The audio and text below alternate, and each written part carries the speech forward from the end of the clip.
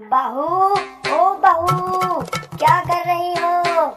Makeup कर रही हूँ माँ जी, वो भी गुलाब जल लगाकर। अरे बहू, इतनी सुबह सुबह मेकअप करके कहीं घूमने जा रही हो क्या? हाँ माँ जी, मैं अपने सहेली के शादी में जा रही हूँ। अरे बहू, मैं तो तुम्हारे आने जाने के खर्चे से ही कंगाल हो गई हूँ। अभी तो 2 दिन पहले तुम गई थी। ऐसा करो, तुम जाना रहने दो। सहेली की शादी तुम्हारे बिना भी हो जाएगी। अरे माँ जी, ऐसा कैसे हो सकता है? वो मेरे शादी में 10 दिनों पहले आई थी और अब उसकी शादी में मैं नहीं जाऊंगी तो वो हमसे नाराज हो जाएगी। मैंने मना कर दिया ना, कहीं नहीं जाना है मतलब नहीं जाना है।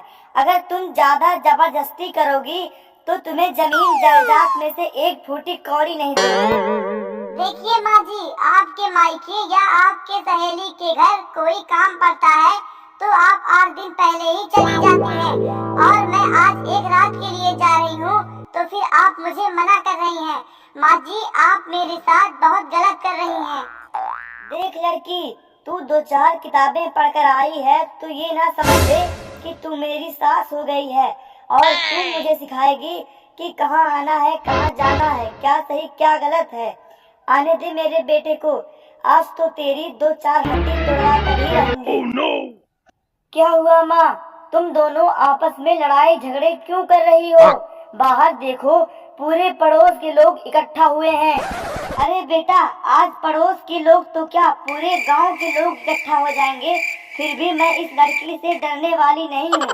देख तो, ये मुझसे रोज जवान लड़ाती है और झगड़े करती है तो इसे डांटता नहीं है, कहीं तो इससे डरता तो नहीं है। अरे कुसुम, तुमने माँ को ऐसा क्या बोल दिया है जिससे वो गुस्सा हो गई है और पूरे पड़ोस को इकट्ठा कर ली है? देखो जी, मैं अपने सहेली के शादी में जा रही थी तो माँ जी मुझे जाने से मना कर दी और बोल रही थी कि तुम्हारे रोज रोज के आने जाने के खर्चे से मैं कंगाल हो जाऊंगी।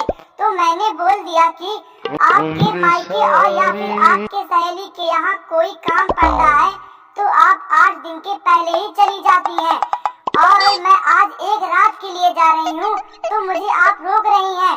माँ जी, आप ये मेरे साथ बहुत गलत कर रही हैं। इतने में माँ जी मुझसे नाराज हो गई और चिल्लाने लगी। अस्सलाम वालेकुम, नमस्कार, प्रणाम, आदाब माताएं बहनों। हमारा आपसे निवेदन है कि आपकी बहू भी किसी की लाडली बेटी होती है। अगर उसके मायके या फिर उसके सहेली के यहाँ कोई काम पड़ जाए तो उसे भेज देना चाहिए, क्योंकि अगर आप उसे नहीं भेजेंगी तो रिश्ते में दरार आ जाती है। इससे हमारा आपसे निवेदन है कि अपने बहुओं को उनके मायके में भेज देना चाहिए। और बहुओं के मुकाबले में सास बहुत बड़ी होती हैं। अगर सास गुस्से में आके कोई बात बोल दे तो बहुओं को चुपचाप सुन लेना चाहिए और इससे रिश्ते में दरार नहीं आती है। इसलिए अगर आप चुपचाप सुन लेंगी तो आपका घर परिवार अच्छे से चलता रहेगा। दोस्तों, वीडियो अच्छा लगा हो तो वीडियो को लाइक कर दो और चैनल पे नए हो तो चैनल को सब्सक्राइब कर